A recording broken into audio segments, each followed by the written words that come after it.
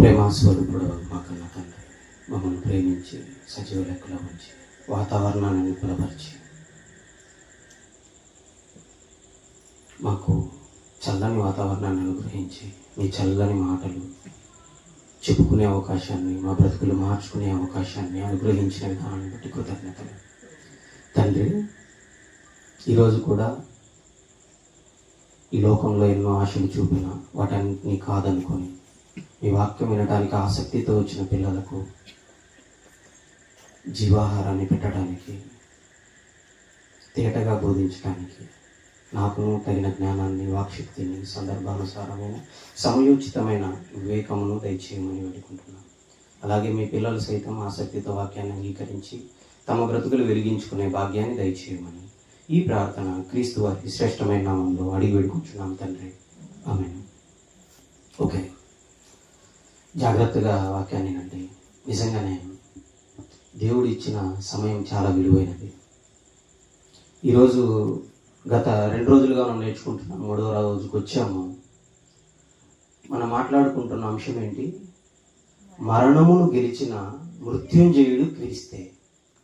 1వ రోజు, 2వ రోజు, 3వ రోజుకి వచ్చాము. అంతకంటే ముందుగా వేదిక మీద ఆసీనులైనటువంటి పెద్దలు, దేవసేవకులు సువర్ణరాజు గారికి నా హృదయపూర్వకమైన వందనాలు తెలియజేసుకుంటున్నాను. అలాగే ప్రియులు యేసుబాబు గారికి నా హృదయపూర్వకమైన వందనాలు. అలాగే పెద్దమైన వందనంకలో సేవను జరిగిస్తున్నటువంటి సహోదరులు పరంజ్యోతి గారికి నా హృదయపూర్వకమైన వందనాలు. వచ్చిన మీ అందరికీ కూడా నా హృదయపూర్వకమైన వందనాలు. ముఖ్యంగా ఈ కార్యక్రమాన్ని వ్యయ ప్రయాసాలకు వచ్చి ఎవరి దగ్గర నుంచి డబ్బు ఆశించకుండా మీరు సౌండ్ బాక్సులు చూస్తున్నారు. ఇవి ఈ సిస్టమ్ ఇదంతా కొనడానికి సుమారు 50,000 ఖర్చు పెట్టారు. ఏది ఆశించి కాదండి, మీ ఆత్మలను వెలిగించడానికి, వాక్యం, దేవుని వాక్యం చెప్పడానికే ఇచ్చేస్తున్నారు అంతే తప్ప వారిని అన్యథా భావించద్దు. ఆయన కూడా మా మామయ్య గారు, సాగర్ గారికి కూడా నా హృదయపూర్వకమైన వందనాలు సభాపూర్వకంగా తెలియజేస్తున్నాను. ఇక ఆలస్యం చేయకుండా వాక్యంలోకి వెళ్దాం. మీ గురించి ఒక మంచి మాట చెప్పాలి. ఎందుకంటే చాలామంది రాక ఆగిపోయినారు, కానీ మీరు వచ్చారు. ఎందుకు తెలుసా? లోకంలో తుఫాను వచ్చి పోయింది. తుఫానుకో బాధపడినారని చెప్పేసి ప్రభుత్వం ఏవో ఇస్తుంది. వాటికి ఆశపడిన వాళ్ళు అక్కడే ఆగిపోయారు. కానీ మీరు వచ్చారు, వాటి మీద ఆశ లేదు. దేవుని వాక్యం మీద ఎక్కువ ఆశ ఉంది. కాబట్టి మిమ్మల్ని ఖచ్చితంగా అభినందించాలి. దయచేసి మీ అందరికీ మీరే ఒకసారి క్లాప్స్ కొట్టుకుంటే నేనే చూసి ఆనందించాలనుకుంటున్నాను. నేను కూడా క్లాప్స్ కొట్టుకున్నాను. దేవుడు ఖచ్చితంగా మిమ్మల్ని తృప్తిపరిచే మాటలే చెప్పడానికి నాకు జ్ఞానం ఇవ్వాలని నేను కోరుకుంటున్నాను. ఇక ఆలస్యం చేయకుండా వాక్యంలోకి వెళ్దాం. మొదటి రోజు మనం ఏం నేర్చుకున్నాం? మరణం అనగా ఏంటి, మరణం ఎలా ప్రవేశించింది నేర్చుకున్నాం. అవునా? మరణము ఎప్పుడు వస్తుంది అనేది కూడా నేర్చుకున్నాం. మారు మనసు పొందకపోతే మరణం వస్తుందని నేర్చుకున్నాం. ఓకేనా? మరి దేవుడిచ్చిన ఆజ్ఞలు ఏంటి? ఆజ్ఞలు చేయకపోతే మనం ఖచ్చితంగా పాపం చేస్తాము అన్న విషయాన్ని కూడా నేర్చుకున్నాం. ఆజ్ఞలు ఎలాగ చేయాలి, ఆయన పనులు ఎప్పటి నుంచి చేయాలి అన్న విషయాన్ని యేసుక్రీస్తు వారు ఏమన్నారు? నేనే మార్గం అన్నాడు. కాబట్టి ఆయన ఎలాగో మార్గాన్ని చూపించాడు పరలోకానికి వెళ్ళటానికి. 12 ఏళ్ళప్పుడే తండ్రి పనుల మీద ఉన్నాడు. తండ్రి పనుల మీద ఉండవలనని మీరు ఎరుగరా అని తల్లిదండ్రులతో అన్నాడు. ఆయన చేసిన పనులేంటి? దేవాలయంలోకి వచ్చాడు, బోధకుల మాటలు వింటున్నాడు, ఆలకిస్తున్నాడు, వారి ప్రశ్నలు అడుగుతున్నాడు. వాళ్ళు సమాధానం చెప్పలేకపోతే ఈయనే సమాధానం చెప్తున్నాడు. ఆదివారం గల్లీలో నజరేతులో సమాజ మందిరంలోకి వెళ్ళి వాక్యం చదువుతున్నాడు. ఇది 30 ఏళ్ళ వరకు జరుగుతూ వచ్చింది. 30 ఏళ్ళ తర్వాత ప్రతిదినము దేవాలయంలో తప్పక బోధిస్తున్నాడు. దేదంతా రాత్రి అంతా ఒలీవ కొండకెళ్ళి ప్రార్థన చేస్తున్నాడు. 2వ ఘట్టాన్ని విప్పబోతున్నాను. నిజంగా బైబిల్లో దేవుడు రాయించిన విధానం ఎంత గొప్పగా ఉంది తెలుసా? మనం సరిగ్గా బైబిల్ చదవక యేసుక్రీస్తు పడిన వేదన కానీ, తండ్రి అయిన దేవుడు బాధను ఆయన కల్లారా చూసిన వాడుగా ఈ భూమి మీదకి వచ్చి ఎంత కష్టపడ్డాడో తెలియట్లేదండి. చూద్దాం. లూకాసు వార్త 22వ అధ్యాయం చూడండి. అందరూ ఏమనుకుంటున్నారంటే ఉదయాన్నంతా దేవుడు చెప్పిన మాటలు యేసుక్రీస్తు వారి దేవాలయంలో ఎల్లప్పుడూ బోధిస్తున్నాడు, ఒలివ కొండకి వెళ్ళి మామూలుగా ప్రార్థన చేసి వస్తున్నాడు అనుకుంటున్నారు. కానీ మనము నిన్న కూడా ఒక వచనం చూపించాను. మరలా తిరిగి దేవాలయంలోకి రాగా తెల్లవారగానే జనులందరూ వచ్చినప్పుడు ఆయన బోధిస్తున్నాడు. రాత్రి ఒలివ కొండకి వెళ్ళాడు, మళ్ళీ వచ్చి బోధిస్తున్నాడు అని చూసుకున్నాం. ఇప్పుడు రాత్రి ఆయన ఎలా ఉన్నాడు అనే విషయం మనకు తెలియాలంటే చూద్దాం. లూకాసు వార్త 22వ అధ్యాయము 39 నుంచి చదివే ప్రయత్నం చేద్దాం. తరువాత ఆయన బయలుదేరి, అండర్లైన్ చేసుకోవాలి, ఏమంటున్నాడు? తన వాడుక చొప్పున ఆగలి. ఏమంటున్నాడు? దేవాలయంలో ఉదయాన్నే బోధ చేస్తున్నాడు, రాత్రి అవ్వగానే ఒలివ కొండకు వెళ్తున్నాడు. ఒలివ కొండకు ఎలా వెళ్తున్నాడు? వాడుక చొప్పున. ఆ మాట అండర్లైన్ చేసుకోండి. వాడుక చొప్పున ఒలివ కొండకు వెళ్ళి ఏం చేస్తున్నాడు? శిష్యులను. ఆ రోజు మాత్రం ప్రతిసారి యేసుక్రీస్తు ఒక్కడే వెళ్ళేవాడు. ఆ రోజు మాత్రం శిష్యులు కూడా వెంట వెళ్ళారు. వెళ్ళిన తర్వాత ఏం జరుగుతుంది? 39. తన వాడికి చొప్పున శిష్యులను ఒలివ కొండకు ఆయన వెంట వెళ్ళిరి. తర్వాత ఈయన ఏం చేస్తున్నాడు? 41.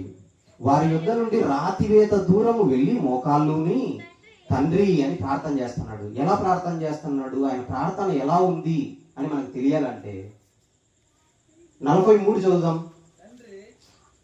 43 లూకాసు వార్త 22వ అధ్యాయం 43. అప్పుడు పరలోకం నుండి ఒక దూత ఆయన కనపడి, ఆయన ప్రార్థించేటప్పుడు జరుగుతున్న సందర్భం, ఆయన బలపరిచెను. 44 చూస్తే ఆయన వేదన పడి, బాగా అండర్లైన్ చేసుకోవాలి, ఒలివ కొండకు ప్రతిరోజు వెళ్తున్నాడు. ఆ రోజు శిష్యులు కూడా వెళ్ళారు. శిష్యులు వెళ్ళిన తర్వాత శిష్యులను ఉండి మీరు శోధనలో ప్రవేశించుకున్నట్లు మీరు ప్రార్థన చేయండి అన్నాడు. ఆయన మాత్రం కొంచెం దూరం వెళ్ళాడు, రాత్రి వేతంత దూరం వెళ్ళి నీ చిత్తం అయితే ఈ గిన్నె తొలగించని ప్రార్థన చేస్తున్నాడు. ఆ ప్రార్థన చేసే సందర్భం ఎలా ఉంది అంటే చూడండి. ఆయన 44 వేదన పడి మరింత ఆతురముగా ప్రార్థన చేయగా ఆయన చెమట నేల పడుచున్న గొప్ప రక్త బిందుల వలె ఆయను. యేసుక్రీస్తు వారు ముందు మీకు అర్థం కావాలి ఏమని? ఒలివ కొండకు వెళ్ళే ఆ రోజు కూడా ఎలా వెళ్ళాడు? తన వాడుక చొప్పున వెళ్ళాడు. కానీ ఆ రోజు శిష్యులు వెళ్ళారు.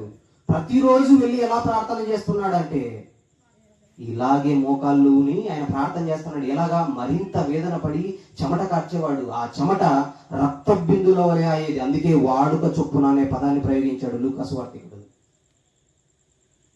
ఇది ఎలా చెప్పొచ్చు? బైబిల్ బేస్ ఉండాలిగా. లేదండి సిలువకు ముందుగా మాత్రమే ఆయన వెళ్ళి ఇలా ప్రార్థన చేశాడు అనడానికి వీల్లేదు. చూద్దామా? హెబ్రీయులకు రాసిన పత్రిక 5వ అధ్యాయం 7వ వచనం చూడండి. హెబ్రీయులకు రాసిన పత్రిక 5వ అధ్యాయం 7వ వచనం. ఇదంతా ఎందుకు?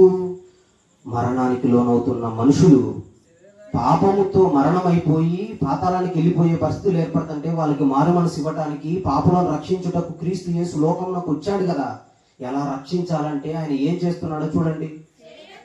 శరీరధారి అయ్యున్న దినములలో మహారోదనముతోను కన్నీళ్లతోను తన్ను మరణము నుండి రక్షింపగల వానికి ప్రార్థనలు యాచనలు సమర్పించి భయభక్తులు కలిగి ఉన్నందున ఇది ఎప్పుడు చేస్తున్నాడు? దేవాలయంలో ఎక్కడైనా సరే అందరూ చూస్తుండగా మనం కూడా ప్రార్థన చేస్తుంటాం. ఏమని? అందరూ చూసినట్లుగా జనులు పొగడాలని ప్రార్థనలో ఏడ్చి ప్రార్థన చేసే వాళ్ళు ఉంటారు. దేవాలయంలోనూ వీధుల మూలల్లోనూ ప్రార్థన చేసే సంతతి ఒకటి ఉంది. పరిసయ్యులు శాస్త్రులు అనే వాళ్ళ అన్నాడు.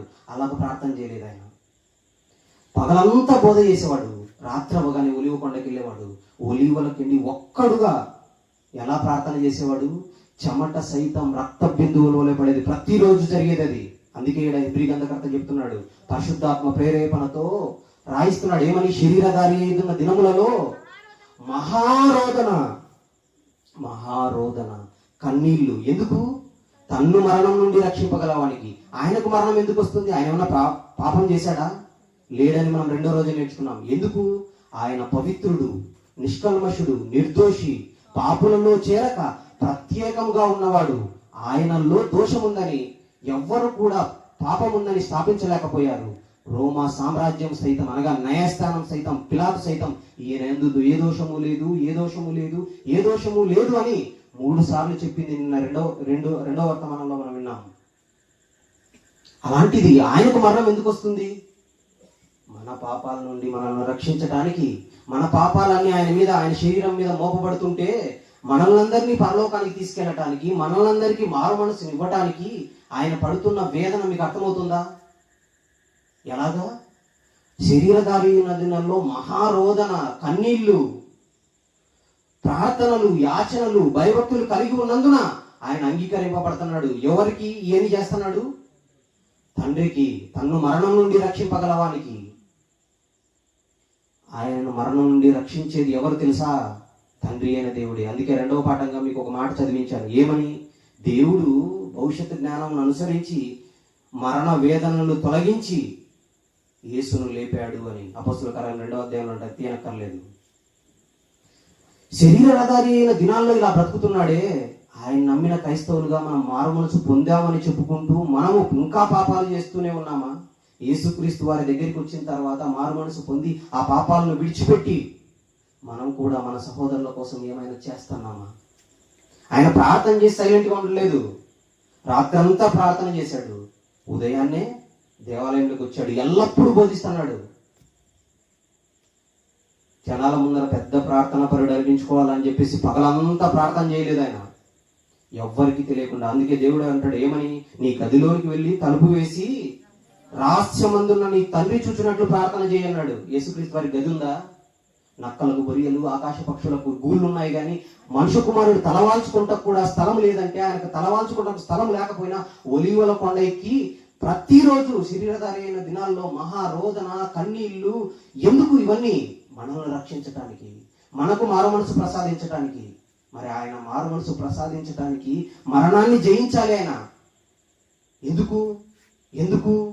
మనల్ని రక్షించాలి. మనము ఒక్క క్షణంలో పాతాళానికి వెళ్ళిపోతాము. మనం ఖచ్చితంగా పాపము చేసి దేవుడు అనుగ్రహించి మహిమను పొందలేకపోతున్నాము. అందరూ పాపము చేసి మరణం అందరికీ వస్తుందని చెప్పేసి ఆ మరణపు ముళ్ళు విరవటానికి, ఆ మరణాన్ని గెలవటానికి, మృత్యుంజయుడిగా ఈ లోకములో నిరూపించటానికి యేసుక్రీస్తు వారు పడుతున్న తపన, బాధ, రోదన, యాచనలు కానీ ఈ పరిస్థితులు ఎవరికి అర్థమవుతున్నాయి చెప్పండి? ఆదివారం అవ్వగానే జస్ట్ బైబిల్ తీసుకెళ్ళటానికి కూడా మనకు మనసులో రావట్లేదే. కరెక్ట్గా 1 గంట సేపు వాక్యం వినటానికి కూడా మనకు మైండ్ సరిగా కుదుటపరిచి మనసు అనే నడుము కట్టుకుని వాక్యాన్ని వినలేకపోతున్నామే. అలాంటప్పుడు మనల్ని మళ్ళీ పరలోకానికి తీసుకెళ్తాడంటారా? ఆలోచించండి. బైబిల్లో ఏమని రాయబడింది తెలుసా? తీర్పు దేవుని ఇంటి యొద్దనే ఆరంభమైతే అన్నాడు. మొట్టమొదట ఏరేయటం మీ దగ్గరే మొదలెడతానన్నాడు. ఆయన ఎలా రక్షించాడో మరణానికి సంబంధించిన విషయాలు చూద్దాం. ఆయన ఏంటనుకున్నారు అసలు? యేసుక్రీస్తు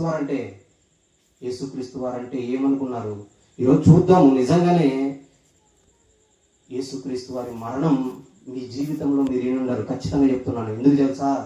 యేసుక్రీస్తు వారి మరణాన్ని దేవుడు రాయించిన తీరు మీ ముందు ఉంచబోతున్నాను. చాలా మంది ఇది అర్థం కాక యేసుక్రీస్తు వారిని ఏమని దూషిస్తున్నారు తెలుసా? మత ఛాందస్సులు అయిన వాళ్ళు. 3 మేకులు పీక్కోలేని వాడు మిమ్మల్ని ఎలాగ రక్షించగలడని ఇష్టం వచ్చినట్టు మాట్లాడుతున్నారు. ఎందుకు ఆయన శిలువ మరణము నుంచి వద్దని, లేకపోతే కాదనుకొని దిగలేకపోయాడు తెలుసా? ఈరోజు చూద్దామా? ఎందుకంటే 2వ తిమోతి 1వ అధ్యాయము 2వ తిమోతి 1వ అధ్యాయము 10వ వచనం చూడండి. 2వ తిమోతి 1వ అధ్యాయము 10వ వచనం. 2వ తిమోతి 1వ అధ్యాయము 10వ వచనం ఏమంటున్నాడు?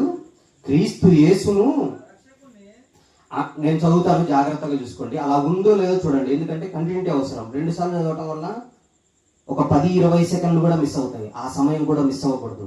ఓకేనా? చదువుతాను చూడండి. 2వ తిమోతి 1వ అధ్యాయం 10వ వచనం. మన క్రియలను బట్టి కాక అని చెబుతూ తన స్వకీయ సంకల్పమును బట్టి అనాది కాలమనే క్రీస్తు యేసునందు మనకు అనుగ్రహింపబడినది, క్రీస్తు యేసును మన రక్షకుని ప్రత్యక్షత వలన బయలుపరచబడినది నైన తన కృపను బట్టి ఇప్పుడు వస్తుంది చూడండి, మనల్ని రక్షించి పరిశుద్ధమైన పిలుపుతో ఆయన మనల్ని పిలిచాను. యేసుక్రీస్తు వారు ఎలా పిలిచాడని మనం విన్నాము, పరిశుద్ధమైన పిలుపు. ఆ పిలుపు ఏంటి? మారు మనసు పొందుటకై పాపులను పిలవచ్చి తిని కానీ నీతిమంతులను పిలవ రాలేదు. మారు మనసు ఎందుకు? మరణదినం లోపు మారు మనసు పొందాలి, లేకపోతే పాతాళానికి దిగుతారు. అందుకే ఆయన అంటున్నాడు, పరిశుద్ధమైన పిలుపు పిలిచెను. ఆ క్రీస్తు యేసు మరణమును నిరర్థకము చేసి జీవమును అక్షయతను సువార్త వలన వెలుగులోకి తెచ్చను. యేసుక్రీస్తు వారు ఏం చేస్తున్నాడు? మరణాన్ని నిరర్థకం చేస్తున్నాడు. ఆదాము నుంచి ఎవ్వరూ జయించలేని మరణం, అందరి మీద ఆధిపత్యం చెలాయించే మరణం, అందరినీ ఏలుతున్న మరణం, దాన్ని నిరర్థకం చేయటానికి యేసుక్రీస్తు వారు వచ్చాడు. ఎందుకు తెలుసా? ఇంతకు ఆయన అది పొందటానికి తను తాను ఎంత తగ్గించుకుంటున్నాడో మీకు తెలుసా? అసలు మరణం నిరర్థకం చేయాలంటే ఏం చేయాలి, ఎలా ఉండాలి? మరణం నిరర్థకం చేస్తేనే జీవమైన అక్షయత అయినా వస్తుంది. అక్షయత అంటే క్షయము కానిది. ఈ శరీరం ఏమవుతుంది తెలుసా? పాపం చేసిన తర్వాత ఈ మట్టిలో కప్పెట్టగానే క్షయమైపోతుంది, కుళ్ళిపోతుంది, మట్టికి మన్నుగా మారిపోతుంది. ఆ మట్టిలో నుంచి మళ్ళీ జీవాన్ని తీసుకొని రావాలి, అక్షరతను తీసుకొని రావాలి. అది సాధించాలంటే సాక్షాత్తు దేవుని కుమారుడే భూమి మీదకి దిగవలసిన అవసరం ఏర్పడింది. అదే చెబుతున్నాడు చూడండి, ఫిలిప్పీలకు రాసిన పత్రిక 2వ అధ్యాయము 7-8 వచనాలు చూడండి.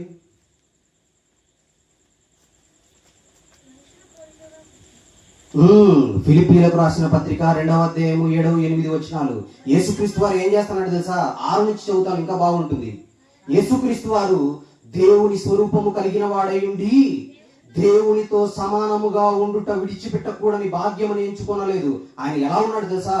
దేవుని కుడిపార్శ్వమున దేవునితో సమానుడుగా కూర్చున్నాడు. ఆ సమానత్వం ఎవరిచ్చారు? దేవుడే ఇచ్చాడు. ఆ సమానుడుగా ఉండుట విడిచిపెట్టకూడదు. నేను ఈ లోకంలోకి మళ్ళీ రావాలని అనుకోవాలి అని ఆయన అనుకున్నాడు. నేను ఇక్కడే ఉంటాను, తండ్రి నీతోనే ఉంటాను, ఆ పాపపు లోకానికి వెళ్ళను, వాళ్ళను రక్షించడానికి ఇంత భయంకరమైన బాధలు పడను అని అంటాను లేదు. ఆయన ఏమంటున్నాడు? దేవునితో సమానంగా ఉండుట విడిచిపెట్టకూడని భాగ్యమని ఎంచుకొనలేదు. కానీ ఎలా పుట్టాడు? మనుష్యుల పోలికగా పుట్టాడు. పరలోకములో సాక్షాత్తు ముల్లోకాల మీద ఆధిపత్యం వహించిన దేవాది దేవుడు, ఇంకా లార్డ్ ఆఫ్ ది లార్డ్, ఆయన తండ్రి అయిన దేవుడు, ఆయనతో సమానంగా ఉన్నాడు. ఈయన కూడా ఆయనతో సమానంగా ఉన్నా కూడా దాన్ని విడిచిపెట్టకూడని భాగ్యమని ఎంచుకోలేదు. భూమి మీదకి ఎలా వచ్చాడు? రోమా చక్రవర్తిగా ఏమన్నా పుట్టాడా? యూదుల రాజుగా ఏమన్నా హేరోదు పక్కనే సింహాసనం వేసి కూర్చునే పరిస్థితి ఉందా ఆయనకి? లేదు. ఎలా పుట్టాడు? మనుషుల పోలికగా పుట్టి దాసుని స్వరూపము ధరించుకొని. దాసుని స్వరూపం అంటే తెలియట్లే. మనుషుని పోలిక అంటే మనిషికి ఏ అవయవాలు ఉన్నాయో అవే అవయవాలు వచ్చాయి. మనిషి ఎలాగైతే పాపము చేసే దేహాన్ని కలిగి ఉన్నాడో యేసుక్రీస్తు వారు కూడా అదే పాప శరీరాకారంతోనే వచ్చాడు. ఆ మాట మీరు 2వ మాటలో చూశారు. ఎందుకు? పాప శరీరాకారంతో తన సొంత కుమారుని పంపాడు అన్న విషయాన్ని మీకు చదివించాను. అంటే మనకు ఎలాగైతే ఆకలేస్తుందో యేసుక్రీస్తు వారు కూడా అలాగే ఆకలేస్తుంది. మనం ఎలాగైతే పాపము చేయాలనే శరీరం తొందర పెడుతుంటుందో యేసుక్రీస్తు వారి శరీరం కూడా అలాగే పాపం చేయాలని తొందర పెడుతున్నా ఆయన పాపానికి చోటు ఇవ్వకుండా సత్క్రియలే చేస్తున్నాడు. ఎందుకు? సత్క్రియ చేయకుంటే వాకిట పాపం ఉంటుంది. పాపము చేస్తాము, పాపాన్ని ఏలుతాము, పాపం ద్వారా మరణం వస్తుంది. కానీ ఆ మరణాన్ని నిరర్థకం చేయాలిగా. అంటే ఈయన పాపం చేయకూడదు, ఆలోచనలో పాపం చేయకూడదు, మాటలో పాపం చేయకూడదు, క్రియలో పాపం చేయకూడదు. అందుకే ఆయన పాపులలో చేరట్లేదు. 12 ఏళ్ల నుంచే పనిలో ఉన్నాడు, 12 ఏళ్ల నుంచే సత్క్రియలు చేస్తున్నాడు. ఇక 30వ ఏట నుంచి చూస్తే దినదినము ఏం చేస్తున్నాడు? మహారోదన, కన్నీళ్ళు. అసలు ఆయన పరిస్థితి ఎలా ఉందంటే మనల్ని రక్షించడానికి ఆయన అంత కష్టపడుతుంటే మనం మాత్రం ఆఫ్టర్ ఆల్ మహా అయితే ఒక 5 రోజులు కందిపప్పు లేకపోతే బియ్యానికి ఆగిపోయినారంటే వాళ్ళు ఎంత దౌర్భాగ్య స్థితిలో ఉన్నారో ఆలోచించండి. మీరు మాత్రం అలాంటి పరిస్థితిలో లేరు, వచ్చి కూర్చున్నారు. అందుకే మీకే ఈ మాటలు చెప్పబడుతున్నాయి. ఆయన ఇంత గొప్పగా ఉన్న ఆయన మనుషుల పోలికగా పుట్టి దాసుని స్వరూపం ధరించుకునే. అంటే రాజులు ఎలాంటి వేసుకునే వాళ్ళు తెలుసా? ఊదా రంగు బట్టలు వేసుకునే వాళ్ళు. ఇందాక ధనవంతుడు కానీ రాజులు కానీ వాళ్ళు ఊదా రంగు బట్టలు వేసుకునే వాళ్ళు. బెల్షస్సరు దానియేలు కాలంలో ఊదా రంగు బట్టలు ధరించుకొని తన ఆస్థానంలో విందు చేయించాడు.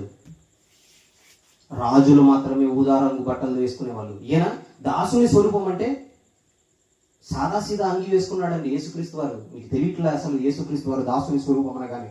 ఇంకా తన్ను తాను రిక్తునిగా చేసుకొనేను, ఆయన ఆకారమందు మనుషుడుగా కనపడి. అంటే ఆకారమందు, ఆ ఆకారం ఎలాంటిది? పాప శరీరాకారాలతో పంపబడినా కూడా ఆయన పాపము లేనివాడుగా ఉండేను అంటాడు గ్రంథకర్త. ఇంకా ఏం చేస్తున్నాడు?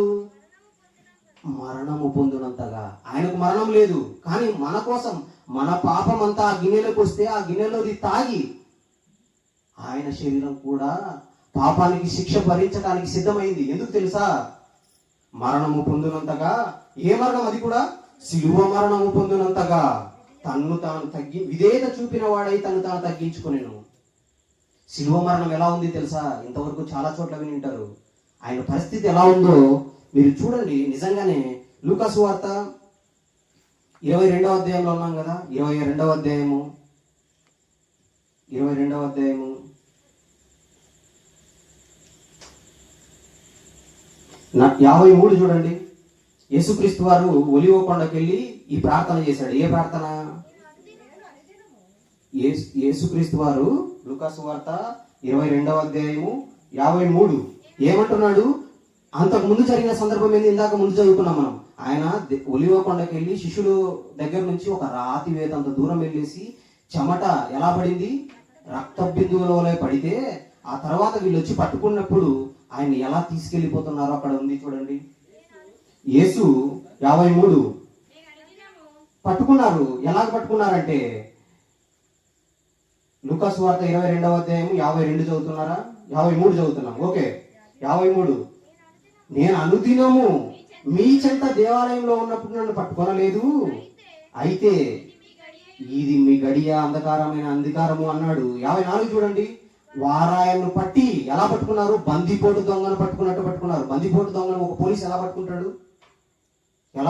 అండి కాలర్ పట్టుకుంటాడు, ఈడ్చుకొని వెళ్ళిపోతాడు. చూసారా? యేసుక్రీస్తు వారిని ఏం చేస్తున్నారు అక్కడ? 54. వారాయన్ను పట్టి ఈడ్చుకొని పోయి యేసుక్రీస్తు వారిని ఏం చేస్తున్నారు? ఎవరైనా సాక్షాత్తు పరలోకమందున్న దేవుని కుడిపార్శ్వమున దేవునితో సమానంగా కూర్చోవలసిన రాజు ఆయన భూమి మీదకి మనిషిగా వస్తే, మనలందరినీ రక్షించడానికి వస్తే అది తెలియక ఈడ్చుకొని పోతున్నారంట. ఇది చూసి తట్టుకోలేని పేతురు ఏం చేశాడు తెలుసా? చెవి నరికాడు. అప్పుడు యేసుక్రీస్తు వారు ఒక మాట అన్నారు. ఆ మాట తెలియాలి మీకు. చూద్దాం ఆ మాట. మీకు తెలుసు ఆ మాట. అయితే యేసుక్రీస్తు వారు ఈడ్చుకొని పోయారు కదా. పోయిన తర్వాత ఏం జరుగుతుందో చూద్దాం. తీసుకొని పోయి యాజకుని ఇంటిలోకి తీసుకొని పోయి పేతురు దూరంగా వారి వెనక వచ్చుచుండెను. అయితే యేసుక్రీస్తు వారిని ఈడ్చుకొని పోయేటప్పుడు పేతురు చెవి నరికాడు. చెవి నరికిన తర్వాత అసలు ఆయన పేతురుతో ఏం మాట్లాడుతున్నాడో చూస్తారా? మత్తయి సువార్త 26వ అధ్యాయము 52, 53 వచనాలు చూద్దాం. మత్తయి సువార్త 26వ అధ్యాయము 52, 53. యేసు కత్తి తిరిగి వరలో పెట్టు అంటున్నాడు. 53కి వచ్చేయండి. ఈ సమయమున నేను తండ్రిని వేడుకొనవలెననియు వేడుకొని నేడ్లా 12 సేనా వ్యూహముల కంటే ఎక్కువ మంది దూతలను ఇప్పుడే నాకు పంపడని నీవు అనుకొనుచున్నావా? ఎంతమంది వస్తారంట?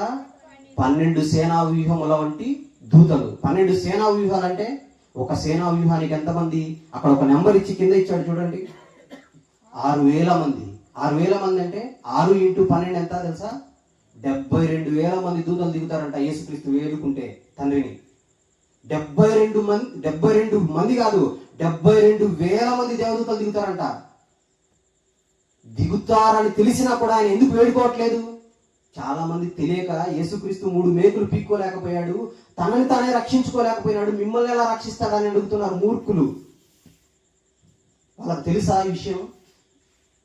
72,000 మంది దేవదూతలు దిగితే పరిస్థితి ఎలా ఉంటుందో తెలియటానికి అసలు ఒక్క దేవదూత దిగితే భూమి మీద ఒక పరిస్థితి ఎలా జరిగిందో చూస్తారా? ఆయన ఏమంటున్నాడు? 54 చూద్దాం. ఒకవేళ నేను వేడుకుంటే వాళ్ళు దిగిపోతారు. దిగిపోతే ఏం జరుగుతుంది? ఈలాగు జరగవలనను లేఖనము ఏలాగు నెరవేరును. దేవుడు ఏమనుకున్నాడు? నాయనా, మీ తమ్ముళ్ళందరూ ఖచ్చితంగా పాపం చేస్తారు, వాళ్ళని నా దగ్గరికి తీసుకురావాలంటే నువ్వు భూమి మీదకి వెళ్ళాలి, శిలువ మరణం పొందాలి. నీ శిలువ మరణము ద్వారా వాళ్ళ పాపాలన్నింటినీ క్షమించి నీ రక్తము ద్వారా వాళ్ళను కడిగి మళ్ళీ నా దగ్గరికి తీసుకురావాలి. ఇది దేవుడు చెప్పిన లేఖనము, సంకల్పము. అందుకు ఏమంటున్నాడు? ఇప్పుడు నన్ను ఈడ్చుకొని పోతుంటే నువ్వు కత్తి తీసుకొని చెవి నరికావే, కానీ నేను వేడుకుంటే ఏం జరుగుతుందో తెలుసా? 72,000 దేవదూతలు దిగుతారు అంటున్నాడు. ఒక్క దేవదూత దిగితే ఏమైందో తెలుసా? పాత నిబంధనలో చూస్తారా? చూడండి, 2వ రాజుల గ్రంథము 19వ అధ్యాయము 35వ వచనం.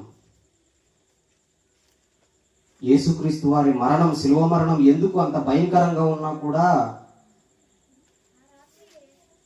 ఆ రాత్రియే యెహోవా దూత బయలుదేరి అష్షూరు వారి దండిలో జొచ్చి ఏం చేస్తున్నాడు?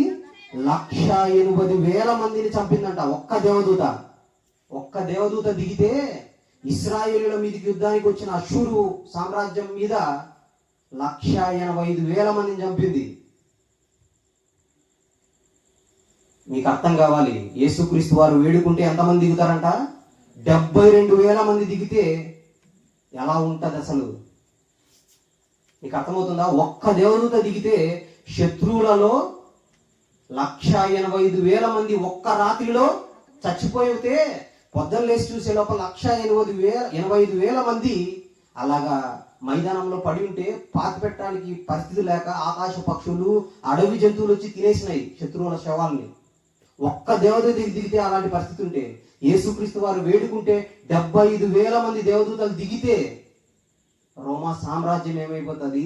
ఆయన మీద నేరం మోపుతున్న ఆ భయంకరమైన శాస్త్రులు కానీ పరిసయ్యులు కానీ ఏమవుతారు? కానీ ఆయన ఏమంటున్నాడు? నేను వేడుకుంటే వాళ్ళు దిగిపోతారు, నాశనం అయిపోతుంది, కానీ నా తండ్రి చిత్తం ఏమవుతుంది? లేఖనం ఇలాగూ జరుగునని దేవుడు రాశాడే. దూరమైన వారందరూ ఏం కావాలి? యేసుక్రీస్తు రక్తంలో కడగబడి పరలోకానికి రావాలే. కాబట్టి ఆయన దగ్గరికి ఎలా వస్తారండి అని ఆలోచించి తనని తాను ఏం చేసుకుంటున్నాడో తెలుసా? తగ్గించుకుంటున్నాడు. అందుకే అక్కడ రాయబడింది ఏమని? ఆయన శిలువ మరణము పొందినంతగా విధేయత చూపిన వాడై తన్ను తాను తగ్గించుకున్నాడంట. ఎలా తగ్గించుకున్నాడో తెలుసా? ఇంకా కొన్ని విషయాలు మీకు చూపిస్తాను. 26వ అధ్యాయంలో ఉన్నాం కదా, 26లో 65 నుంచి చూద్దాం. ప్రధాన యాజకుడు ఎలా మాట్లాడుతున్నాడో యేసుక్రీస్తు వారిని. తనని తాను అంత తగ్గించుకొని, అంత పవరు, అంత శక్తి ఉన్నా కూడా ఆయన సైలెంట్ గా ఉన్నాడు. ఇంకా 65 చూడండి, మత్తయి సువార్త 26:65. ప్రధాన యాజకుడు తన వస్త్రము చింపుకొని ఏమంటున్నాడు? వీడు దేవదూషణ చేశాను. ఎవరిని పట్టుకొని? యేసుక్రీస్తు వారిని పట్టుకొని వీడు దేవదూషణ చేశాను అంటున్నాడు. యేసుక్రీస్తు వారు జస్ట్ వేడుకుంటే ఎంతమంది వస్తారు? 75,000 మంది దేవదూతలు దిగుతారు.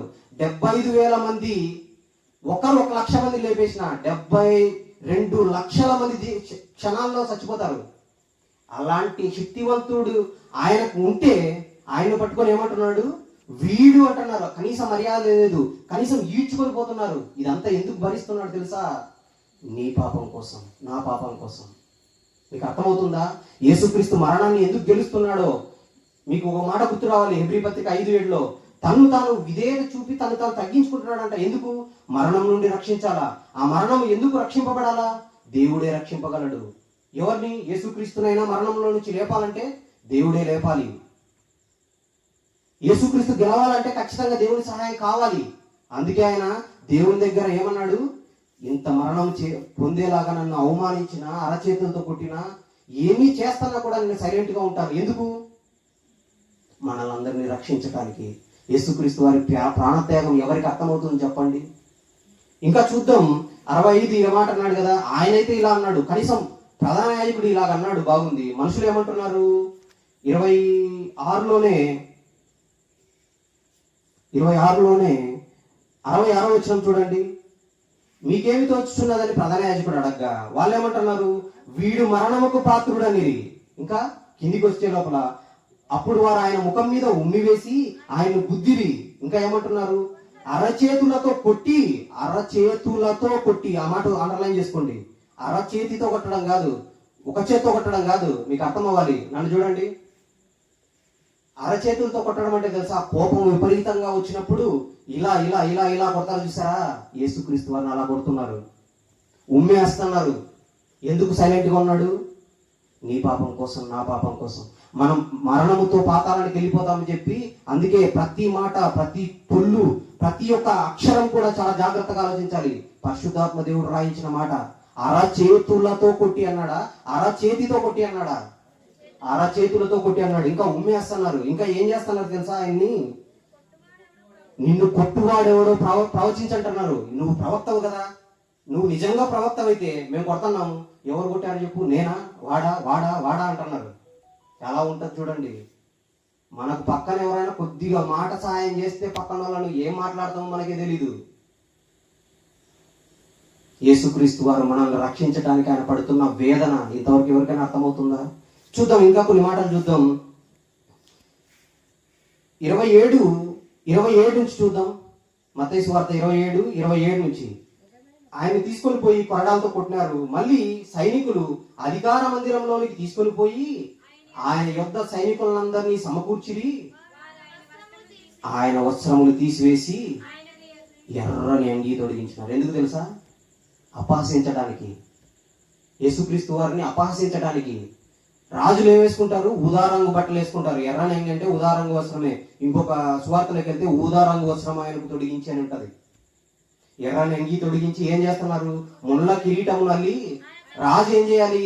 కిరీటం ఉండాలి కదా. నీ కిరీటం లేదే. కిరీటం లేదంటే ముళ్ళతో కిరీటం మళ్ళీ పెడతాం నీకు. నువ్వు రాజు అంటే ఎలా ఉండాలి అసలు?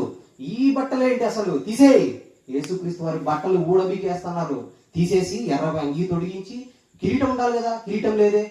కిరీటం పెట్టుకో. మళ్ళీ ఏం చేస్తున్నారు? రాజు అంటే ఏమి ఉండాలి? రాజదండం ఉండాలి కదా. నీకు రాజదండం తీసుకొని పట్టుకునేంత స్థాయి లేదు, సత్తా లేదు కదా. ఒక రెల్లు అంటే కర్ర తీసుకొని ఆయన చేతిలో పెట్టేసి ఇంకా ఏం చేస్తున్నారు? ఆయన ఎదుట మోకాళ్ళు. రాజుకి ఏం చేయాలా? మోకాళ్ళు ఉండాలా. నీకెవరు మోకాళ్ళు ఉండేవాళ్ళు లేరుగా. అందుకు మేమే మోకాళ్ళు ఉంటున్నాం. మోకాళ్ళుని యూదుల రాజా నీకు శుభం. ఆయన అపహసించి తర్వాత ఆయన మీదనున్న అంగీని తీసివేసి ఆయన వస్త్రంలో ఆయనకు తొడిగించి సిలువ వేయడానికి తీసుకుని పోతున్నారు. తెలుసా మీకు అసలు యేసుక్రీస్తు వారి జీవితం ఎలా ఉందంటే, రాత్రంతా రక్తసిక్తమైపోయిన ఆ చెమట ఎంత భయంకరంగా దాటిన తర్వాత ఆయన పట్టుకుని ఈడ్చుకుని పోయి అరచేతులతో కొట్టి ఉమ్మి వేసి కొట్టడం, ఇంకా గడ్డపు పక్కలను పెరిగేసినారని ప్రవక్తల్లో గ్రంథాల్లో రాయిస్తాడు. ముసుగేసి కొట్టినారు. ఆ కిరీటం మీద అదే రాజదండంగా ఇచ్చిన ఆ కర్రను తీసుకొని కొట్టినారు, అరచేతులతో కొట్టినారు. ఇంత భయంకరంగా కొడుతున్నా కూడా ఆయన ఎందుకు సహిస్తున్నాడు తెలుసా? నీ పాపం కోసం, నా పాపం కోసం. ఇంకా చెప్పాలంటే వీళ్ళ కొడుతున్న వారి పాపాలను కూడా క్షమించడానికి ఆయన సైలెంట్ గా ఉంటున్నాడు. చాలా మందికి ఇది అర్థం కాదు. ఈ విషయాలన్నీ చూసి చూసి ఆయన సహిస్తున్నాడు, కానీ ప్రకృతి సహించలేకపోయింది. అందుకే ఆయన చనిపోయినప్పుడు ఏం జరిగింది? చీకటి కమ్మేసిందంట యెరూషలేముని. దేవాలయ తెర చినిగిపోయిందంట. భయపడినారు తెలుసా? అస్సలు ఆయన్ని సిలువేసిన సైనికుడు ఒక ఆయన ఏమన్నాడు తెలుసా? భయపడిపోయి ఈయన నిజముగా దేవుని కుమారుడే అన్నాడు. మీకు అర్థం అవ్వాలి అసలు యేసుక్రీస్తు బాధ, ఆయన పడుతున్న శ్రమ. ఇంతవరకు కొరడాలతో కొట్టడం ఎలాంటిది తెలుసా? అసలు ఇంగ్లీష్ లో ప్యాషన్ ఆఫ్ క్రైస్ట్ అని ఒక సినిమా తీశారు. జిమ్ క్యాజువల్ అని ఒక ఆయన సినిమా యాక్టర్ గా చేశాడు. ఆయన కొరడా కొట్టేటప్పుడు ఆ కొరడా ఖచ్చితంగా మాంసానికి తగిలి వచ్చే షాట్ కరెక్ట్ గా రావాలని చెప్పేసి కెమెరా అక్కడే పెట్టేసి ఏం చేశారు తెలుసా? మాంసంతో నిండిన ఒక చర్మము దాన్ని తయారు చేసి ఇక్కడ పెట్టి రక్తంతో కలిపి కొరడాతో కొట్టి లాగేటప్పుడు ఆ కొరడాకు కొంకిలో 3 కొక్కిలు ఉంటాయి. ఆ కొక్కిలో ఒక్క కొక్కి మాత్రం ఆయన శరీరం, ఈ మాంసాన్ని దాటి, వాళ్ళు పెట్టిన డూపు మాంసాన్ని దాటి ఆయన శరీరాన్ని తగులుకొని తీసుకొని వస్తే 3 రోజులు లేవలేకపోయినాడు ఆ సినిమా యాక్టర్. ఒక్క కొరడా దెబ్బలో ఒక్క కొంకి దిగితేనే అలా ఉంటే ఆయనకేం యేసుక్రీస్తు వారికి డూపు లేదు. ఆయన శరీరం అంతా ఏమైంది తెలుసా?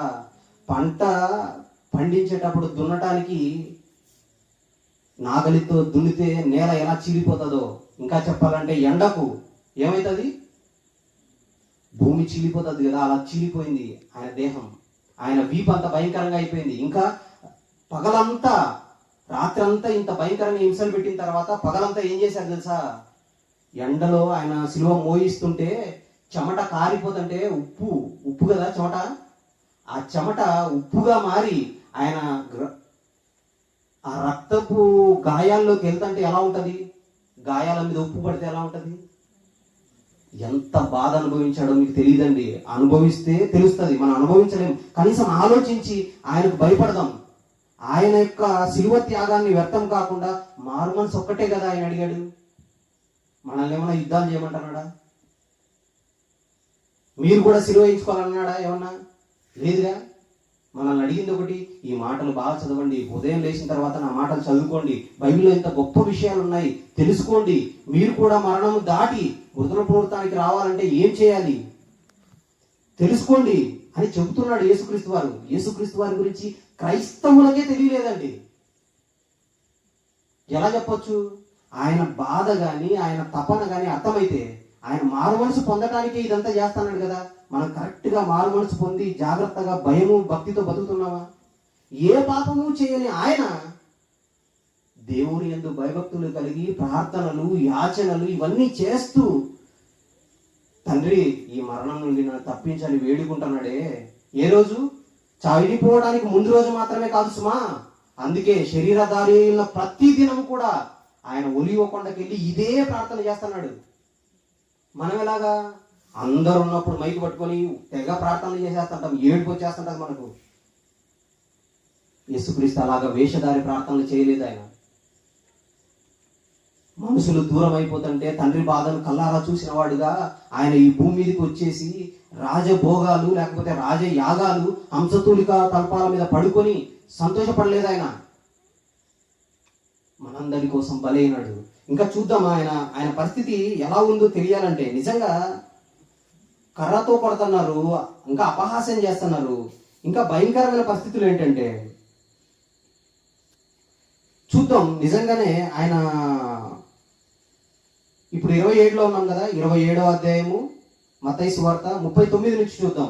ఆయన సిలువ వేసిన తర్వాత సందర్భం సుమా, రాత్రి పట్టుకొని పోయి రాత్రి అంతా ఇలా కొడుతూనే ఉన్నారు, రాత్రి అంతా ఇలాగా అపహసిస్తానే ఉన్నారు, రాత్రి అంతా ఉమ్మి వేస్తానే ఉన్నారు. రాత్రి అంతా సరే ఆయన అపహసించి భయంకరంగా హింస పెట్టి ఉదయాన్నే 7, 8, 9కి వచ్చేటప్పుడు సిలువ వేశారు. మధ్యాహ్నం 3 అయిపోతుంది. 3 అవుతుంటే ఆ మార్గంలో పోయే వాళ్ళంతా ఏం చేస్తున్నారు తెలుసా? ఒక్కసారి కాదు సుమా, మార్గంలో పోయే వాళ్ళంతా ఏం చేస్తున్నారు చూడండి. 27వ అధ్యాయం మత్తయి సువార్త 39వ వచనం. ఆ మార్గంలో వెళ్ళుచుండిన వారు తల లూచడం అంటే అపహసిస్తున్నారండి. మీకు అర్థం అవట్లే? తల లూస్తుంటే ఇది తల లూస్తూ ఏమంటున్నారు? దేవాలయమును పడగొట్టి 3 దినముల్లో కట్టువాడా. ఏమంటున్నారు? ఈ భయంకరమైన జనాంగం కోసమే కదండి అన్ని స్వస్థతలు చేసింది. వాళ్ళ కోసమే కదండి 5 రొట్టెలు 2 చేపలు తిని తృప్తి పడేంత వరకు పెట్టింది. ఆయన ఎవరినైనా దోచుకున్నాడా? ఎవరి దగ్గర డబ్బు తీసుకున్నాడా? ఆయన జీవితం రక్తసిక్తం అయిపోయి ఆయన బాధపడుతూ వాళ్ళని రక్షించడానికి ఈ భూమి మీదకి వస్తే వాళ్ళు ఏం చేస్తున్నారు? అసలు మార్గంలో పోతా ఇంకా ఏ ఊరికి వెళ్తే ఆయన గల్లేలో నజరేతు నుంచి యెరూషలేము వరకు ప్రతి పట్టణంలోనూ ప్రతి గ్రామంలోనూ ఖచ్చితంగా వెళ్ళేవాడు, వాక్యం చెప్పేవాడు, వచ్చిన రోగులను అందరినీ స్వస్థపరిచేవాడు. ఈ రోజులాగా కాదు, అసలు 7 వారాలు రండి ఇలా చెప్పేవాడు కాదు. క్షణాన్నే స్వస్థత జరిగేది. వచ్చిన ప్రతి ఒక్కరు స్వస్థత జరిగి ఇంటికి వెళ్ళేవాళ్ళు. అలాంటి నిజమైన స్వస్థతలు చేసిన ఆయన పరిస్థితి ఏంటి తెలుసా? అసలు మార్గంలో పోయే వారందరూ తలలూచుచు దేవాలయములు పడగొట్టి 3 దినముల్లో కట్టువాడా, నిన్ను నీవే రక్షించుకొనుము, నీవు దేవుని కుమారుడవైతే శిలువ మీద నుండి దిగుమని చెప్పుచు ఆయన్ను దూషించిరి. ఆ మాట చూడండి ఎలా ఉందో. దూషిస్తున్నారు మార్గంలో పోయే వాళ్ళందరూ. ఇంకా వాళ్ళు మాత్రమే కాదు, అలాగే అంటే దేవాలయమును పడగొట్టి 3 దినముల్లో లేపువాడా, కట్టువాడా, నిన్ను నువ్వే రక్షించుకో, నువ్వు దిగు శిలువ మీద నుంచి అని అలాగే ఎవరు దూషిస్తున్నారు? మార్గంలో పోయే వాళ్ళే కాదు, శాస్త్రులు, పెద్దలు, ప్రధాన యాజకులు ఆయన్ని అపహసించుచు వీడు ఇతరులను రక్షించను, తను తానే రక్షించుకొనగలేడు, ఇశ్రాయేలు రాజు కదా, ఇప్పుడు శిలువ మీద నుండి దిగిన ఎడల వాణ్ణి నమ్ముదుము. ఎలా కమ్మగట్టి మాట్లాడుతున్నారో చూడండి. నువ్వు ఇశ్రాయేలు రాజు కదా, దిగు, ఇప్పుడు నమ్ముతాం. ఇంకా ఎలా ఉంది తెలుసా? 44 చూడండి. ఆయనతో కూడా సిలువ వేయబడిన బందిపోటు దొంగలును, అంటే ఒక్క దొంగే కాదు, దొంగలును, ఎడం వైపు వాడు, కుడివైపు వాడు, అలాగే ఆయన నిందించి, అలాగే అనే పదాన్ని అండర్లైన్ చేసుకోండి. అలాగే అంటే ఎలాగా? మళ్ళీ మీకు గుర్తు రావాలి. ఎలాగా? తలలూచుచు దేవాలయములు పడగొట్టి 3 దినాల్లో కట్టువాడా, నీవే రక్షించుకో, శిలువ మీద నుండి దిగు, నేను నమ్ముతాం, నువ్వు దేవుడి కుమారుడు అయితే శిలువ మీద నుండి దిగచ్చు, ఇశ్రాయేలు రాజు కదా నువ్వు. అసలు ఒక్కరంటే ఒక్కరు కూడా ఆయనకు సపోర్ట్ గా నిలబట్టలేదండి. ఏమనుకున్నారు అసలు యేసుక్రీస్తు వారి మరణం? అందుకే మీకు అర్థం కావాలి. ఇప్పుడు చదవండి, ఫిలిప్పీయులకు రాసిన పత్రిక 2వ అధ్యాయం 7-8 వచనాలు. మనుషుని పోలికగా పుట్టి దాసుని స్వరూపం ధరించుకొని తన్ను తానే రిక్తునిగా చేసుకున్నాడు. ఇంకా ఆకారమందు మనుషుడుగా కనపడి మరణము పొందునంతగా, అనగా శిలువ మరణము పొందునంతగా. శిలువ మరణం ఎప్పుడు పొందుతున్నాడు? ఆయన జస్ట్ ఒక్క మాట అంటే 72,000 మంది దేవదూతలు దిగుతాయి, అయినా కూడా తట్టుకుంటూ నిలబడుతున్నాడు. ఎందుకు? మనందరి పాపాల కోసం అండి. ఇంత గొప్ప రక్షణను మనం నిర్లక్ష్యం చేస్తామా? ఆలోచించండి. గుండె మీద చేతులు వేసుకొని మీరు ఆలోచించండి. అందరం ఈ బైబిల్ కలిగి ఉన్నాము, అందరి బైబిల్లో ఈ మాటలు ఉన్నాయి. ఏ రోజైనా ఇంత ఆతురతతో, ఇంత ఆసక్తితో వాక్యాన్ని మనం చదువుకుంటున్నామా? ఎక్కడైనా ఇలాంటి మాటలు మీకు చెబుతున్నారా, వింటున్నారా? ఎలాంటి భయం వస్తుంది? యేసుక్రీస్తు వారు పాపులలో చేరక ప్రత్యేకంగా ఉండి, పాపము లేని వాడుగా ఉండి, పవిత్రుడిగా ఉండి, మరణం నుండి రక్షింపగల దేవునికి భయము భక్తితో ఉంటున్నాడు, ప్రార్థనలు చేస్తున్నాడు, యాచనలు చేస్తున్నాడు. ఆయన రక్షింపబడాలంటేనే ఇంత భక్తిగా బ్రతుకుతుంటే నువ్వు నేను రక్షింపబడటం ఎంత కష్టమో ఒకసారి ఆలోచిస్తున్నారు అసలు? అందుకే అన్నాడు యేసుక్రీస్తు వారు భూమి మీద ఉన్నప్పుడు, ఇరుకు ద్వారా మనం ప్రవేశింప పోరాడుడి, ఆ మార్గము కనుగొని వారు కొందరే అన్నాడు. ఎందుకు తెలుసా? పరలోకం వెళ్ళటం ఈజీ కాదండి. ఆదివారం బైబిల్ తీసుకొని చర్చికి పోయి వచ్చినంత ఈజీ కాదు, లేదా రొట్టె ద్రాక్షరసంలో చేసినంత ఈజీ కాదు. అందుకే అన్నాడు ఏమని? ఇరుకు ద్వారమున ప్రవేశింప పోరాడుడి. పోరాటం చేయాలి ఆ ఇరుకు ద్వారంలో ప్రవేశించాలంటే. దాన్ని కనుగొని వారు కొందరే అన్నాడా? అనేకులు ప్రవేశిస్తారన్నారా? అనేకులు ప్రవేశింప చూస్తున్నారు కానీ వారి వల్ల కాదన్నాడు. ఎందుకు తెలుసా? దాన్ని కనుక్కోలేకపోతున్నారు. అందుకే ఈరోజు క్రిందనున్న పాతాళమును తప్పించుకొని పరమునకు పోవు జీవ మార్గం ఎవరు నడుచుకోవాలి? బుద్ధిమంతులైతే మీరు నడుచుకోవడానికి ప్రయత్నించండి. అందుకే అన్నాడు యేసుక్రీస్తు వారు, నేనే మార్గం అన్నాడు. ఇంతవరకు ఆయన ఎలాగ బ్రతికాడో మనం 2వ రోజు 3వ రోజు చూస్తూ వస్తున్నాం.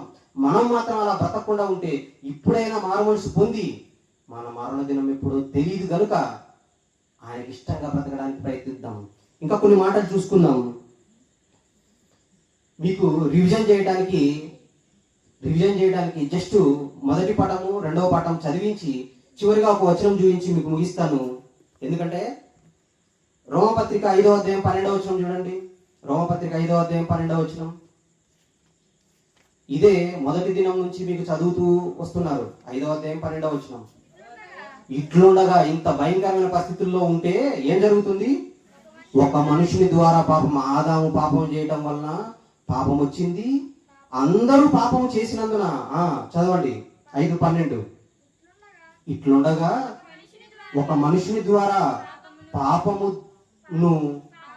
ద్వారా మరణమును లోకములో ఏలాగు ప్రవేశించెనో అలాగుననే మనుషులందరూ పాపము చేసినందున మరణం అందరికీ సంతృప్తమైంది. మనమందరం కూడా పాపము చేసినందువల్లనే మరణం మనకు వస్తుంది. మరి ఆ మరణం నుండి తప్పించాలంటే ఏం జరగాలి? అపోస్తుల కార్యములు 2వ అధ్యాయం 23-24 చదువుతాం. చూడండి, దేవుడు చెప్పినట్లుగా యేసుక్రీస్తు వారు తూచా తప్పకుండా లేఖనాలు నెరవేర్చడానికి, ఆయన లేఖనాలు నెరవేర్చడానికి ఎలా బ్రతికాడు తెలుసా? అసలు శిలువ మీద ఉండి ఆయన ఇంకా నేను ఏదైనా లేఖనం నెరవేర్చడంలో తప్పోయానా అని చూసుకొని నేను తప్పికొనుచున్నాను అంటున్నాడు. ఎందుకు? ఆ లేఖనం ఉంది. అక్కడుండి కూడా ఏం ఆలోచిస్తున్నాడు? నేను ఏదైనా ఇంకా లేఖనం నెరవేర్చడానికి మిగిలిందా, నేను తప్పికొనుచున్నానని చెప్పిన తర్వాత వాళ్ళు చిరకించినారు, అందిపుచ్చుకున్నాడు. రుచి చూసి అది కూడా కనీసం ఆ పరిస్థితిలో కూడా గుక్కెడు నీళ్ళు ఇవ్వలేని పరిస్థితి, త్రాగనొల్లకపోయి చివరికి ఏమన్నాడు తెలుసా? సమాప్తమైనది చెప్పి తన ఆత్మను అప్పగించాడు. ఆ తరువాత ఆయన సమాధి చేయబడితే, శుక్రవారం సమాధి చేయబడితే ఆదివారం ఉదయాన్నే ఎందుకు లేచాడో తెలుసా? ఇప్పుడు చూడండి, అపొస్తలుల కార్యం 2వ అధ్యాయం 23, 24. దేవుడు నిశ్చయించాడంట సంకల్పం. ఎప్పుడు? చూడండి, ఆయన భవిష్యత్తు జ్ఞానమును అనుసరించి అప్పగింపబడినాడు. ఎవరు? యేసుక్రీస్తు వారిని. ఎలా అప్పగించారు? ఈడ్చుకొని పోయారు, కొరడాలతో కొట్టారు, అరచేతులతో కొట్టారు, కర్ర తీసుకొని కొట్టారు, ముళ్ళ కిరీటం పెట్టి కొట్టారు, కొరడాలతో భయంకరంగా కొట్టారు, సిలువను మోయించారు, సిలువ మీద పెట్టారు, పక్కలో బల్లపలు పోసారు, ఇంకా చేతులలో మేకులు కొట్టారు, కాళ్ళలో మేకులు కొట్టారు. ఆయన చిత్రవధ చేసి చంపారండి. ప్రపంచంలో ఏ మనిషి కూడా అలాంటి భయంకరమైన మరణం ఇంతవరకు పొందలేదు. యేసుక్రీస్తు 2వ రాకడ వరకు కూడా అలాంటి మరణం పొందే పరిస్థితి లేనేలేదు. అంత భయంకరమైన మరణం పొందాడు యేసుక్రీస్తు వారు. చిత్రవధ, క్షణక్షణము భయంకరమైన వధ అనుభవించాడు ఆయన. చిత్రవధ అసలు. అందుకే ఆయన అలా అనుభవించాడు కాబట్టి ఏమంటున్నాడు? చదవాలి కంటిన్యూషన్. దేవుడు నిశ్చయించిన సంకల్పమును, ఆయన భవిష్యత్తు జ్ఞానమును అనుసరించి అప్పగింపబడిన యేసుక్రీస్తు అనగా ఇప్పుడు ఏమని ఆలోచించాలి మీరు? మరణమును గెలిచిన మృత్యుంజయుడు ఆయన. ఎలా అవుతున్నాడో చూడండి, అసలు ఆయనను దుష్టుల చేత సిలువ వేయించి చంపారు.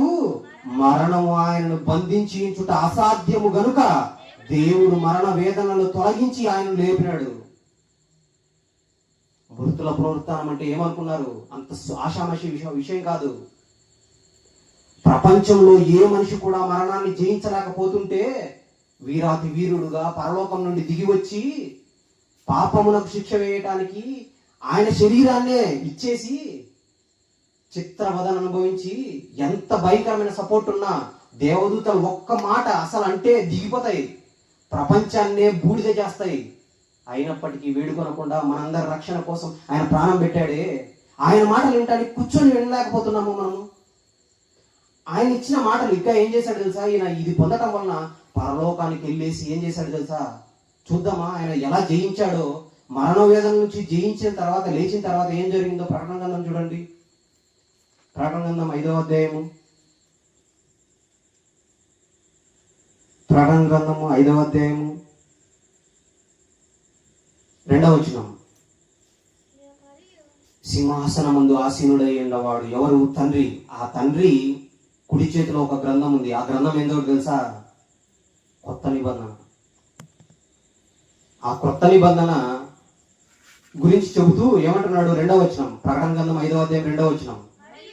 మరియు దానికి 7 ముద్రలు వేసి ఎవ్వరూ తీయకుండా ఉంటే 7 ఆ ముద్రలు తీసి ఆ గ్రంథము విప్పుటకు యోగ్యుడెవడని బలిష్ఠుడైన ఒక దేవదూత బిగ్గరగా ప్రచురింపగా చూచి తిని, అప్పుడు పరలోకమందు గాని, భూమి మీద గాని, భూమి క్రింద అనగా పాతాళ లోకంలో గాని ఆ గ్రంథమును విప్పుటకైనను చూచుటకైనను ఎవరికి శక్తి లేకపోయాను. ఆ గ్రంథము విప్పుటకైనను చూచుటకైనను యోగ్యుడెవడును కనపడనందున యోహాననే నేను బహుగా ఏడ్చుచుండగా ఆ పెద్దలలో ఒకడు, ఏడవకము, ఇదిగో దావీదుకు చిగురైన యూదా గోత్రపు సింహము ఆ 7 ముద్రలను తీసి ఆ గ్రంథమును విప్పుటకై జయము పొందానని నాతో చెప్పాను. ఆ గ్రంథాన్ని విప్పాలంటే జయము పొందాలా. ఎలాంటి జయం పొందాలా? మరణాన్ని గెలిచి జయం పొందాలా. జయశాలిగా నిలబడాలా మరణాన్ని గెలిచి. ఏమనుకున్నారు? ఆయన గెలవటం వల్లనే మత్తయి సువార్త నుంచి ప్రకటన గ్రంథం వరకు మన చేతుల్లోకి వచ్చింది తెలుసా? బైబిల్ తేవటానికి ఆయన ఇంత విరోచిత పోరాటం చేస్తే కనీసం మనము ఈ బైబిల్ చదవటానికి సమయాన్ని ఇవ్వకుండా, అసలు బైబిల్ చెబుతుంటే నిద్రపోతూ, బైబిల్ చదువుతుంటే నిద్ర వస్తుందని చెబుతూ దీన్ని ఏకంగా మతదండం చేసేసి నిద్రలో కలలు రాకుండా దిండి కింద వేసుకొని పడుకొని నిద్రపోతున్నాం మనం.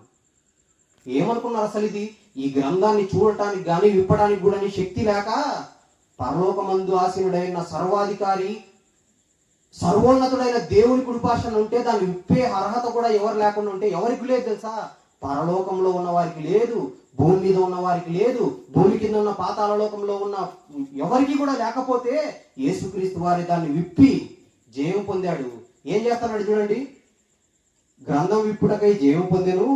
10వ వచనం 9:10, నీవు ఆ గ్రంథమును తీసుకొని దాని ముద్రలు విప్పుటకును యోగ్యుడవు, నీవు వధింపబడిన వాడవై నీ రక్తం ఇచ్చి ప్రతి వంశములోను ఆయా భాషలు మాట్లాడు వారిలోను ప్రతి ప్రజలోను ప్రతి జనములోను దేవుని కొరకు మనుషులను కొని, ఎలా కొన్నాడు? డబ్బులిచ్చి కాదు, తన స్వరక్తం ఇచ్చి సంపాదించినాడు. ఆయన సంఘాన్ని కొని మా దేవునికి వారిని ఒక రాజ్యముగాను యాజకులుగాను చేసితివి.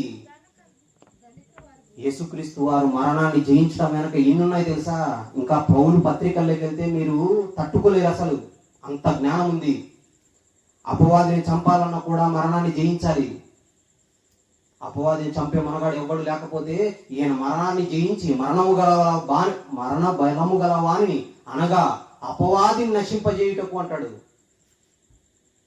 వాని నుంచి తప్పిస్తేనే కదండి మనల్ని పరలోకానికి తీసుకెళ్లేది.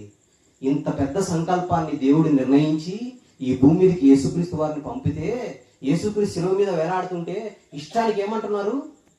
ఇతరులను రక్షించినాడు, వీడిని రక్షించుకోలేడని ఇంత ఘోరంగా మాట్లాడుతుంటే, ఈనాడు సమాజం ఇంతవరకు తెలిసిన తర్వాత కూడా ఇంకా ఆయన 3 మేకులు పీక్కోలేడని మాట్లాడుతుంటే ఏమన్నా అర్థమవుతుందా? వాళ్ళకు వదిలేయండి, మనకు అర్థమైందా? ఆయన త్యాగం మనకు అర్థమైతే మనం ఏం చేయాలి? ఉదయం లేచినప్పటి నుంచి పిల్లలకు బైబిల్ నేర్పండి, బైబిల్ చదవండి, ప్రార్థనలు చేయండి. ఎలాగా? వేషధారులాగా అందరి ముందు ఏడ్చేసి ప్రార్థన చేయటం కాదు.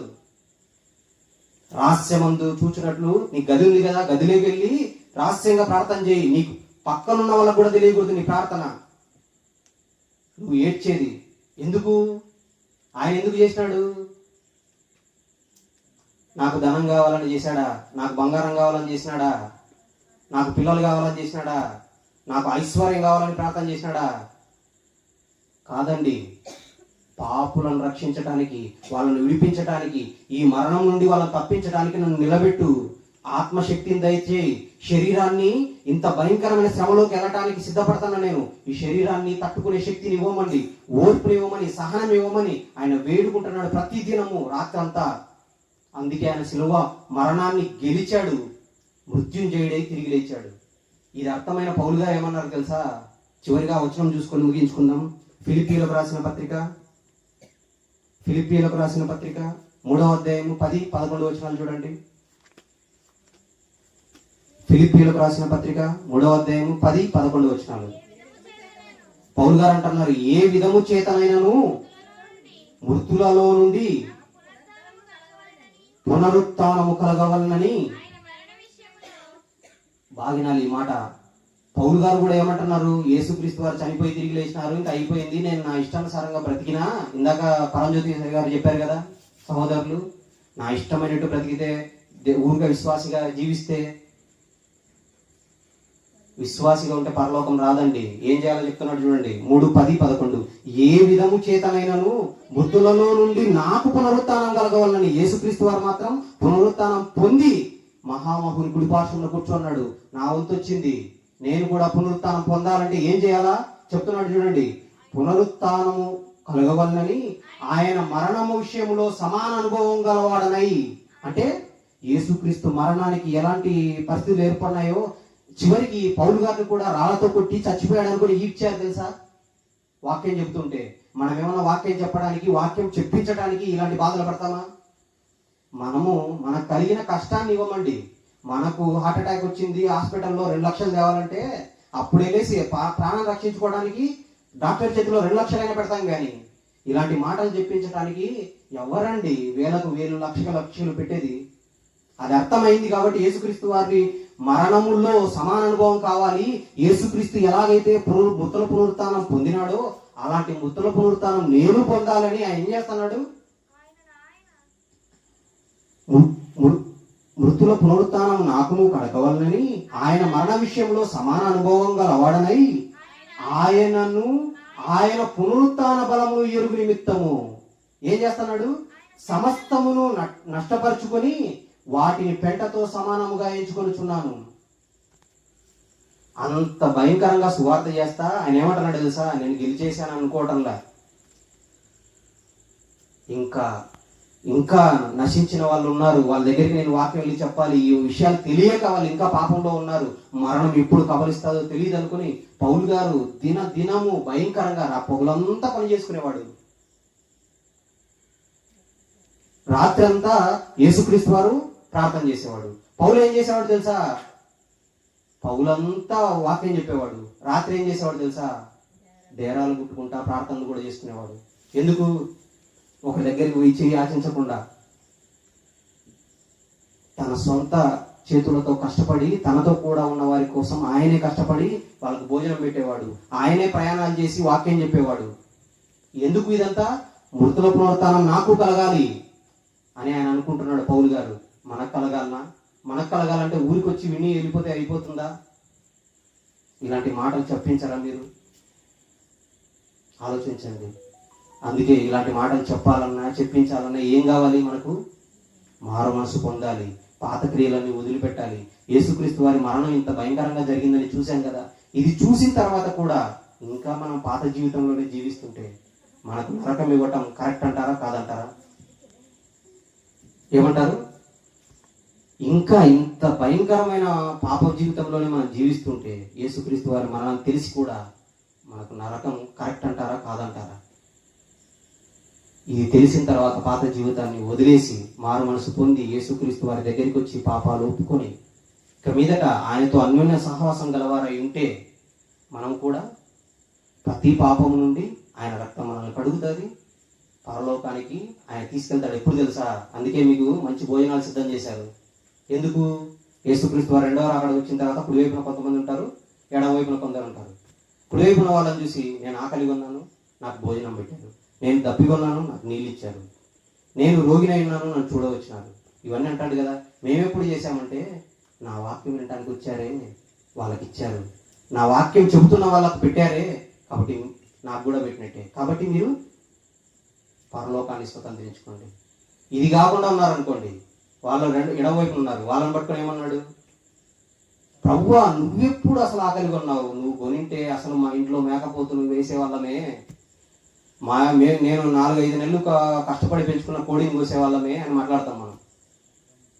కానీ మీరు అల్పులైన ఈ నా సహోదరులో ఒక్కరికి కూడా చేయలేదు కాబట్టి నాకు చేయలేదు, అపవాదికి వారి దూతలకు సిద్ధపరిచిన నిత్యాగ్నిలోకి పోండి అంటాడు. నిర్ణయం మీకు వదిలిపెడుతున్నాను. మరణాన్ని గెలిచి మృత్యుంజయుడిగా నిలబడిన వాడు యొక్క క్రీస్తే, ఆయనే మార్గము, ఆయన నమ్మితేనే పరలోకానికి వెళ్తాము. అందుకే ఆయన ఏమన్నాడు తెలుసా? నేనే మార్గం అన్నాడు. ఆ మార్గం ఏంటంటే క్రిందనున్న పాతాలను తప్పించుకొని పరలోకానికి తీసుకెళ్లే మార్గం.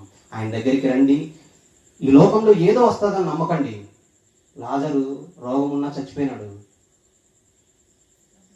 అబ్రహాం రోమున అనుకున్నాడు, నెమ్మది పొందుతున్నాడు. మనకు రోగాలున్నా కూడా ఎవరిదో చచ్చిపోతాం, రోగాలు లేకుండా చచ్చిపోతాం. ఆఫ్టర్ ఆల్ జ్వరం కోసము లేదా కడుపులో కంతుందా దానికోసమో దీనికోసమో దేవుని నమ్మకండి, పరలోకం కోసం నమ్మండి. యేసుక్రీస్తు వారి త్యాగాన్ని కరెక్ట్గా అర్థం చేసుకొని ఆయనను రక్షకునిగా అంగీకరించి నమ్మండి. అప్పుడు మీ విశ్వాసం సరైనదవుతుంది. మీరు విశ్వాసానికి తగిన క్రియలు జీవితాంతం చేస్తూ ఉంటే మిమ్మల్ని కూడా పరలోకాన్ని తీసుకెళ్తాడు. చిన్న ప్రార్థన చేసుకుని ముగించుకుందాం. ప్రేమస్వరూపుడు మా కన్న తండ్రి, మీ భవిష్యత్తు జ్ఞానమును, మీ సంకల్పమును వివరించడానికి నోటి మాటలు సరిపోవట్లేదు, మా జ్ఞానం సరిపోవట్లేదు. అందుకే మీ లేఖనాలలో రాయబడిన ఎన్నో మరుగు చేయబడిన సంగతులను మీ పిల్లలకు చెప్పి ఉంటున్నాను. మీ కుమారుడు భూమి మీదకి వచ్చి ఎంత భయంకరమైన శిక్ష అనుభవించాడో, ఒక్క దేవదూత దిగితేనే 1,85,000 మంది చనిపోతే 72,000 మంది దేవదూతలు కాచు కూర్చున్న వారికి ఏమాత్రం ఆజ్ఞనివ్వకుండా మా పాపాల కోసం బలైనాడు. ఆ త్యాగం తెలియక ఇష్టానుగా ఇంతవరకు బ్రతికాము. ఇక మీదటైనా మీ కుమారుని యొక్క త్యాగాన్ని వ్యర్థం చేయకుండా మీకోసం ఉన్నతంగా బ్రతకటానికి కృపను అనుగ్రహించమని, ఆసక్తితో వాక్యం విన్న ప్రతి ఒక్క బిడ్డను మీ కృపలో జ్ఞాపకం చేసుకోమని, వారు ఇక మీదట జీవించే కాలము మీ కొరకు బ్రతకగలుగుటకును, అలాగూ బ్రతుకుచుండగా వారికి కావలసిన పరసంబంధమైన ప్రతి ఆశీర్వాదమును దయచేయమని, ఆర్థిక ఇబ్బందుల్లో నుండి విడుదల కలుగజేయమని, మీకోసం చివరి శ్వాస వరకు నమ్మకంగా బ్రతుకుతూ మీ చెంతకు రాగలిగే పిల్లలుగా ఉండగలుగుటకు కృపను అనుగ్రహించమని, ఈ సభల నిమిత్తం తమ కష్టాన్ని, తమ యొక్క ధనాన్ని ఖర్చు చేస్తున్నటువంటి కుటుంబాన్ని సైతం మీరు జ్ఞాపకం చేసుకొని నిలబెట్టుమని ఈ ప్రార్థన క్రీస్తు వారి శ్రేష్టమైన నామంలో అడిగి వేడుకొనుచున్నాం తండ్రి. ఆమేన్. ఆశీర్వాదం తీసుకుందాం. తర్వాత